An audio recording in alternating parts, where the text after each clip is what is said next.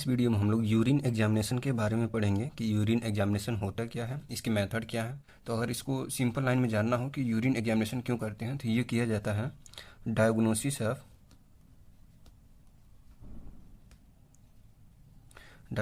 Of various disease, यानी विभिन्न प्रकार के बीमारियों का डायग्नोसिस किया जा सकता है यूरिन एग्जामिनेशन के थ्रू।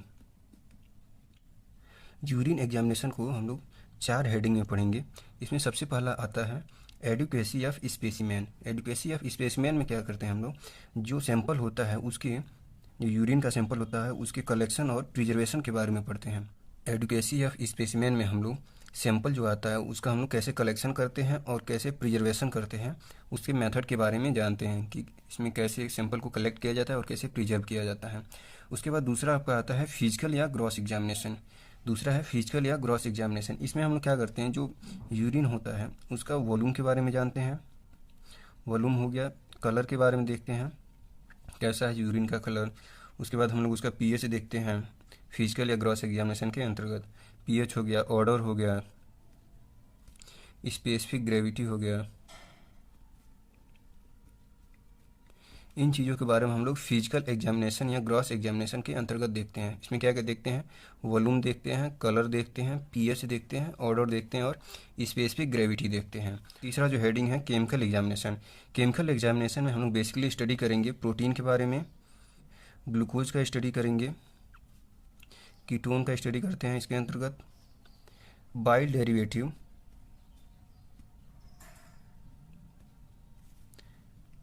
डेरिवेटिव्स और ब्लड के बारे में स्टडी करते हैं केमिकल एग्जामिनेशन के अंडर। उसके बाद लास्ट जो हेडिंग है वो है माइक्रोस्कोपिक एग्जामिनेशन। माइक्रोस्कोपिक एग्जामिनेशन में हम लोग क्या करते हैं, सेल की स्टडी करते हैं। सेल में आरबीसी हो गया, डब्ल्यूबीसी हो गया, इन सब सेलों की स्टडी की जाती है। सेल का स्टडी करते हैं है कि नहीं यूरिन में। उसके बाद पैरासाइट हो गया, यूरिन में पैरासाइट प्रेजेंट है कि नहीं है।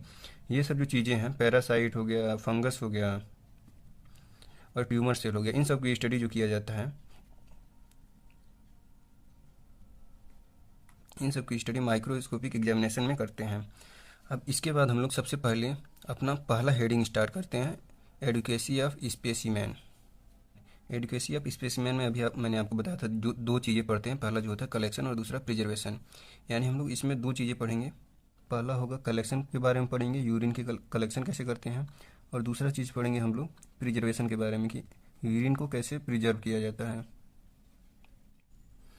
कलेक्शन से पहले सबसे पहले ये जानना जरूरी है कि जो भी सैंपल आपका आता है वो क्लीन कंटेनर में होना चाहिए, और जो कंटेनर होगा उस पर पेशेंट का नाम, age, sex, date, time of collection और लैब कोड नंबर मेंशन होना चाहिए। ये हम लोग को ध्यान रखने लायक है। उसके बाद हम लोग अब पहला अपना टॉपिक देखते हैं। इसमें जो एडिक्वेसी ऑफ स्पेसिमेन में पहला जो है कलेक्शन, इसके बारे में पढ़ते हैं। एडिक्वेसी ऑफ स्पेसिमेन में दो टॉपिक पढ़ना था, कलेक्शन एंड प्रिजर्वेशन। कि कलेक्शन का इतने में है और यूरिन प्रिजर्वेशन के बारे में यहाँ है। तो सबसे पहले हम लोग स्पेसिमेन कलेक्शन के बारे में जानते हैं। स्पेसिमेन कलेक्शन में पहला जो आता है रूटीन एग्जामिनेशन। पहला जो है आपका रूटीन एग्जामिनेशन। रूटीन एग्जामिनेशन में क्या करते हैं हम लोग, रूटीन एग्जामिनेशन हम लोग क्लीन ग्लास ट्यूब का यूज़ करते हैं, क्लीन ग्लास ट्यूब, या फिर हम लोग यूज़ करते हैं कैप्ड जार का।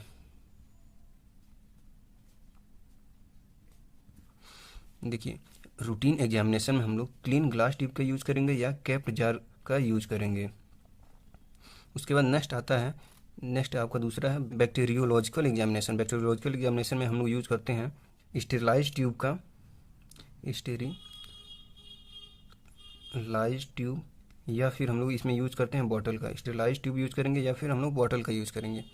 इसमें आपको एक चीज़ ध्यान रखना है, जब बैक्टीरियोलॉजिकल एग्जामिनेशन के लिए हम लोग स्टेरिलाइज ट्यूब लेते हैं या फिर बॉटल लेते हैं तो उसमें हम लोग मिड स्ट्रीम सैंपल को प्रीफर करते हैं।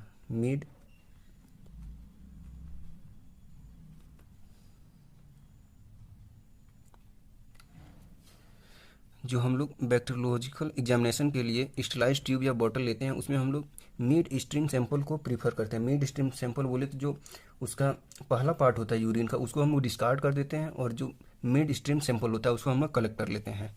उसके बाद दिया है 24 hour sample collection. 24 hour sample collection का मतलब जो हम लोग सब्सिक्वेंट सैंपल लेते हैं उसको 24 आवर के इंटरवल पे लेते हैं। अगर मान लीजिए आपने सुबह 9 AM पे सैंपल को कलेक्ट किया है तो नेक्स्ट जो सैंपल हम लोग लेंगे वो अगले दिन 9 बजे उसी टाइम के आसपास लेंगे, यानी उसमें दो सब्सक्वेंट मतलब लगातार जो दो सैंपल लिया जाता है उसके बीच में 24 आवर का गैप होना चाहिए।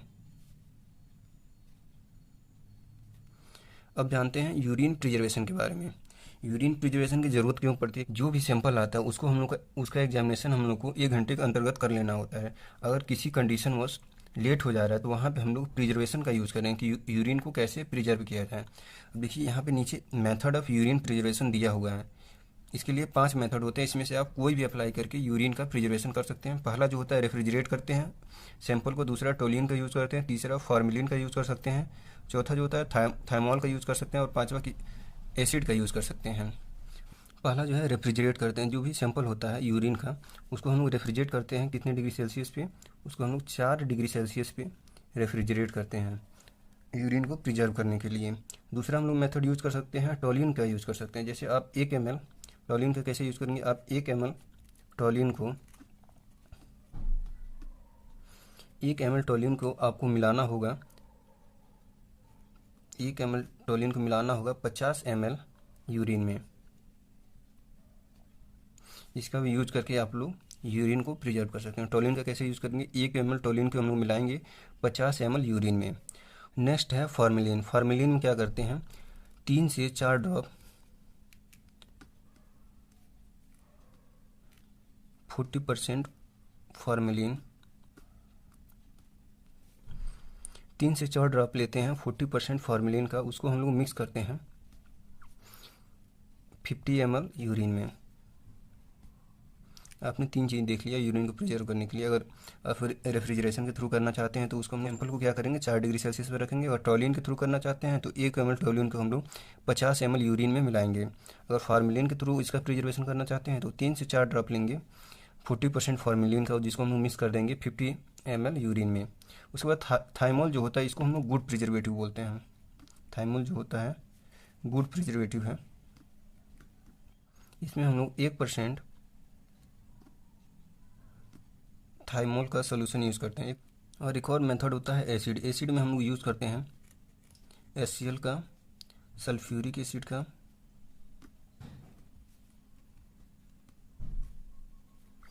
बोरिक एसिड का।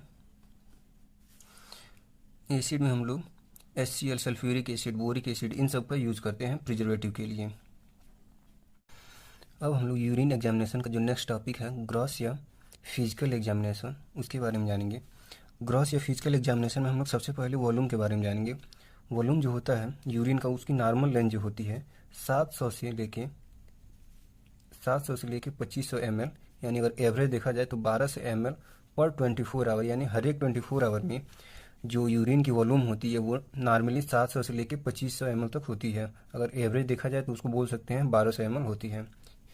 मोस्टली जो यूरिन पास होता है वो डे टाइम में होता है। अब हम लोग पहला देखते हैं नॉक्टूरिया। नॉक्टूरिया क्या होता है? नॉक्टूरिया होता है जिसमें 500 से ज़्यादा यूरिन जो होता है 500 ml से ज़्यादा यूरिन नाइट के समय में पास होता है। और 500 से ज़्यादा यूरिन पास होना रात में, यह एक साइन होता है अर्ली रेनल फेलियर का। यह साइन होता है अर्ली रेनल फेलियर का। अब हम लोग देखेंगे पॉलीयूरिया। पॉलीयूरिया क्या होता है? जब 2500 से, पॉली मतलब पॉली से ही आपको पता चलता है कि पॉली मीन्स होता है ज़्यादा और यूरिया मीन्स यूरिन, यानी जब यूरिन 2500 से ज़्यादा 2500 ml से ज़्यादा पास होता हो 24 आवर में तो उसको हम लोग पॉलीयूरिया बोलते हैं। उसके बाद आता है आपका ओलिगोयूरिया।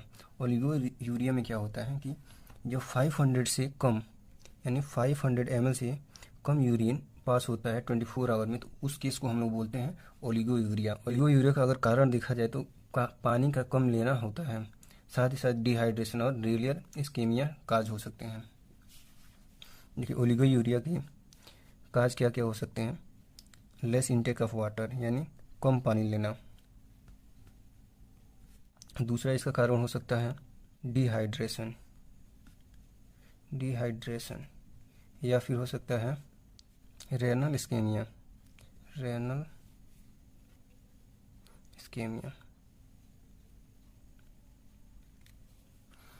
ओलिगोयूरिया क्या होता है? जिसमें जो यूरिन होता है 500 ml से कम पास होता है। इसका कारण क्या क्या हो सकता है? Less intake of water, dehydration या फिर रेनल इस्केमिया हो सकता है। एन्यूरिया क्या होता है? जिसमें 150 से भी कम यूरिन पास होता है 24 आवर में, यानी यहाँ क्या हो जाता है? कंप्लीट सेपरेशन ऑफ यूरिन, इसको बोल सकते हैं कंप्लीट सेपरेशन ऑफ यूरिन।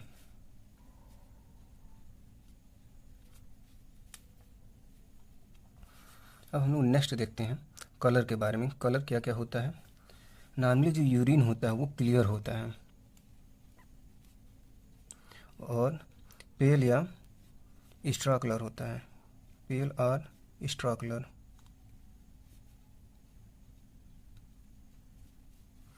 देखिए जो स्ट्रा पेल या स्ट्रा कलर होने का कारण जो होता है वो होता है यूरोक्रोम, एक पिगमेंट होता है, पिगमेंट यूरोक्रोम की वजह से ये पेल या स्ट्रा कलर होता है। कलर में हम लोग पहला देखेंगे कलरलेस। नॉर्मली जो यूरिन होता है वो क्लियर और पेल या स्ट्रा कलर होता है, मगर इसमें अगर डिफेक्ट कुछ आ रहा है तो वो या तो कलरलेस हो सकता है। इसके कई अलग अलग कैटेगरी हैं। कलरलेस हो सकता है, डीप एम्बर कलर हो सकता है, ऑरेंज कलर हो सकता है, स्मोकी यूरिन हो सकता है, रेड कलर हो सकता है, ब्राउन हो सकता है, मिल्की हो सकता है, ग्रीन हो सकता है। तो एक एक करके देखते हैं। जो कलरलेस यूरिन होता है ये ज़्यादा एक्सेस में अगर पानी पी लेते हैं, मतलब एक्सेस इनटेक ऑफ वाटर करते हैं, तो वहाँ पे हमको यूरिन जो देखने को मिलता है वो कलरलेस मिलता है। ये किस किस केस में हो सकता है? ये हो सकता है आपका डायबिटीज़ मिलेटस के केस में और डायबिटीज़ इंसिपिडस, दो केसेस में यूरिन जो होता है कलरलेस पाया जाता है, डायबिटीज़ मिलेटस और डायबिटीज़ इंसिपिडस।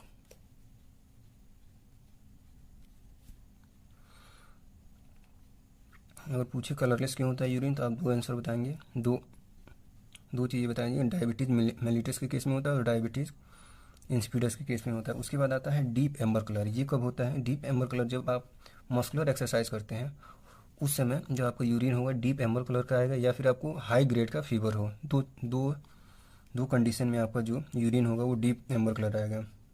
एक पहला हो गया मस्कुलर एक्सरसाइज,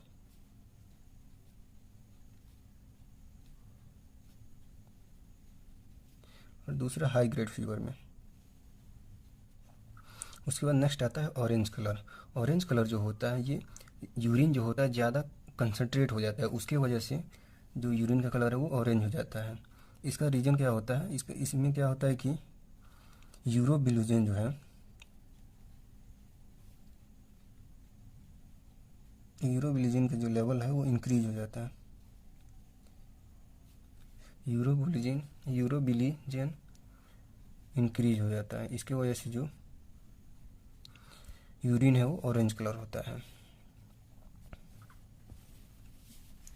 उसके बाद नेक्स्ट है स्मोकी यूरिन। स्मोकी यूरिन होने के तीन कारण होते हैं। या तो यूरिन में ब्लड का कंसंट्रेशन आ गया हो, हल्का सा स्मॉल अमाउंट ऑफ ब्लड हो, या फिर विटामिन बी ट्वेल्व का एडमिनिस्ट्रेशन हो गया हो, या फिर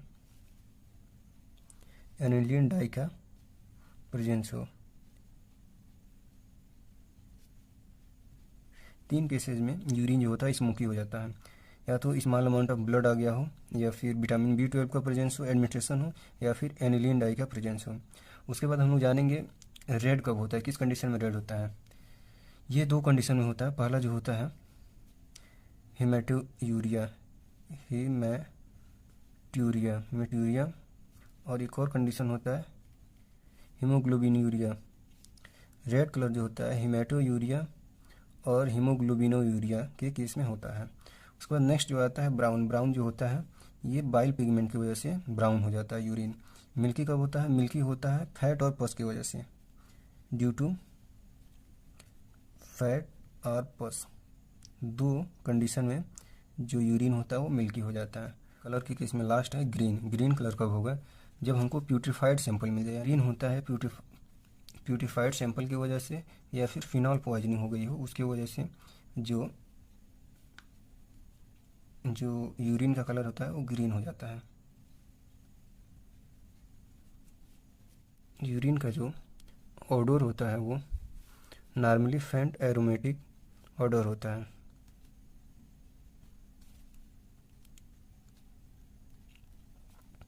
इसमें यूरिन में कुछ इसके ऑर्डर में एबनॉर्मलिटी आ सकते हैं, जैसे पंजेंट हो सकता है। पंजेंट किस केस में होगा? ये होगा ड्यू टू अमोनिया। पंजेंट कब होगा? Due two ammonia. अमोनिया किसके द्वारा प्रोड्यूस किया जाएगा? ये बैक्टीरियल कंटेमिनेशन के द्वारा प्रोड्यूस किया जाएगा। प्रोड्यूस किसके द्वारा किया जाएगा? बैक्टीरियल कंटेमिनेशन के द्वारा।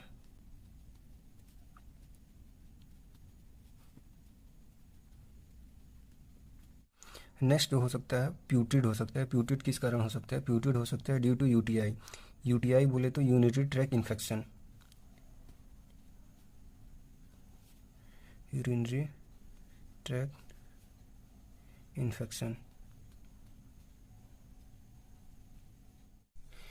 प्यूट्रिड क्यों होता है? ड्यू टू यूटीआई यानी यूरिनरी ट्रैक्ट इन्फेक्शन के कारण होता है। इसके बाद हम जानेंगे फ्रूटी ऑडर के बारे में। ये इसके होने का कारण होता है कीटो एसिडोसिस।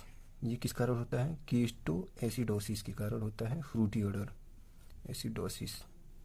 उसके बाद लास्ट इसमें आता है माउसी। माउसी क्यों होता है? माउसी होता है फिनाइल कीटोनूरिया।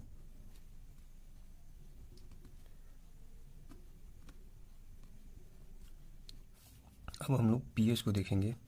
पीएच का जो नॉर्मल रेंज होता है वो 4.6 से लेके 7 तक होता है, जिसको अगर एवरेज देखा जाए तो एवरेज इसको हम लोग 6 बोल सकते हैं।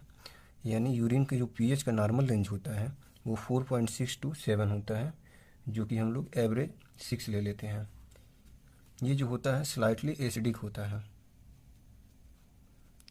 ये क्या है? Slightly acidic. अब एबनॉर्मलिटी हो सकती है अगर यूरिन के पीएच में एबनॉर्मलिटी है तो उसमें 2 टाइप के होते हैं। एक होता है एसिडिक हो जाता है यूरिन और दूसरा होता है एल्कलाइन यूरिन हो जाता है। एसिडिक यूरिन जो होता है इसमें क्या होता है कि जो पीएच होता है एसिडिक यूरिन में पीएच जो होता है वो लोअर देन नॉर्मल हो जाता है। पीएच जो होता है लोअर देन नॉर्मल हो जाता है। यानी जो यूरिन का पीएच हुआ वो 4.6 से कम हो जाएगा। उस केस में हम यूरिन को एसिडिक यूरिन बोलेंगे। इसके कारण क्या क्या हो सकते हैं? इसके 3 कारण हो सकते हैं। पहला जो होता है हाई प्रोटीन इंटेक, यानी हम लोग ज़्यादा अमाउंट में प्रोटीन को ले रहे हैं, उस कारण एसिडिक यूरिन हो सकता है। हाई प्रोटीन इंटेक, जैसे कि हम लोग मीट खाते हैं उसकी वजह से हम लोग का यूरिन जो होता है एसिडिक हो सकता है। दूसरा चीज़ होता है ऑफ एसिडिक फ्रूट, यानी एसिडिक फ्रूट लेंगे हम लोग उसके कारण भी यूरिन एसिडिक हो सकता है। Injection of acidic fruits. Last कारण होता है यूटीआई यानी urinary track infection by E coli. E coli के द्वारा अगर यूरिनरी ट्रैक इन्फेक्शन हो जाता है तो वहाँ पे भी जो पीएच होता है वो एसिडिक हो जाता है यूरिन का। उसके बाद आता है एल्कलाइन यूरिन। एल्कलाइन यूरिन जो होता है इसमें जो पीएच होता है, पीएच जो होता है एल्कलाइन यूरिन में ये 7 से ज़्यादा हो जाता है। पीएच जो होता है मोर देन 7 हो जाता है। सो एल्कलाइन यूरिन का कारण हो सकता है सिट्रस फ्रूट हो सकता है, यूटीआई बाई प्रोटियस हो सकता है, यूटीआई बाई प्रोटियस, और स्यूडोमोनाज हो सकता है, स्यूडोमोनाज। इसके 3 कारण होते हैं एल्कलाइन यूरिन के। सिट्रस फ्रूट हो सकते हैं, यूटीआई बाई प्रोटियस हो सकता है और स्यूडोमोनाज हो सकता है। इसके बाद हम लोग देखेंगे स्पेसिफिक ग्रेविटी। स्पेसिफिक ग्रेविटी जो होती है कंसंट्रेटिंग एंड डाइल्यूटिंग पावर होती है किडनी की। Concentrating and diluting power of kidney, इसी को हम लोग स्पेसिफिक ग्रेविटी बोलते हैं। हम देखिए स्पेसिफिक ग्रेविटी को हम लोग मेजर कर सकते हैं यूरिनोमीटर से। यूरिनोमीटर से मेजर कर सकते हैं या फिर हम लोग रिफ्रैक्टोमीटर से भी इसको मेजर कर सकते हैं। रिफ्रैक्टोमीटर या हम लोग इसको रिएजेंट स्ट्रिप से मेजर कर सकते हैं।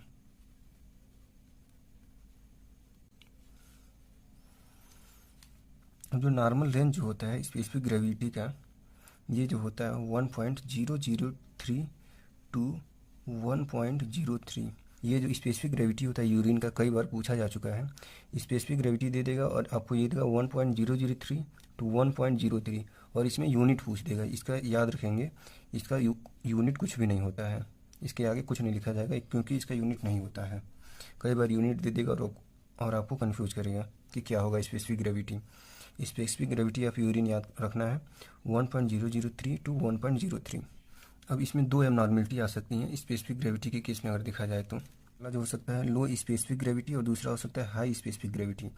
लो स्पेसिफिक ग्रेविटी होने के कारण हो सकते हैं एक्सेस वाटर इनटेक, यानी अगर हम लोग एक्सेस अमाउंट में वाटर को ले रहे हैं तो उस केस में लो ग्रेविटी स्पेसिफिक ग्रेविटी हो सकता है, एक्सेस वाटर इनटेक। और दूसरा इसका कारण हो सकता है डायबिटीज इंसिपिडस, डायबिटीज इंसिपिडस। और हाई स्पेसिफिक ग्रेविटी के तीन कारण हो सकते हैं, या तो डिहाइड्रेशन हो सकता है, एल्ब्यूमिनूरिया, या फिर ग्लाइकोस्यूरिया हो सकता है कारण, ग्लाइकोस्यूरिया। लो स्पेसिफिक ग्रेविटी के क्या क्या कारण हो सकते हैं, या तो आप एक्सेस इंटेक कर रहे हो वाटर का, या फिर आपको डायबिटीज इंसिपिडस हो। और हाई स्पेसिफिक ग्रेविटी के कारण क्या क्या हो सकते हैं, या तो डिहाइड्रेशन हो गया हो, या फिर एल्ब्यूमिनूरिया हुआ हो, या फिर ग्लाइकोस्यूरिया हुआ हो। इन तीन कारणों से जो स्पेसिफिक ग्रेविटी होती है वो बढ़ जाती है।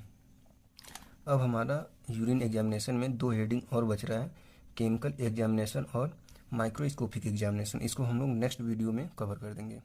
Thank you.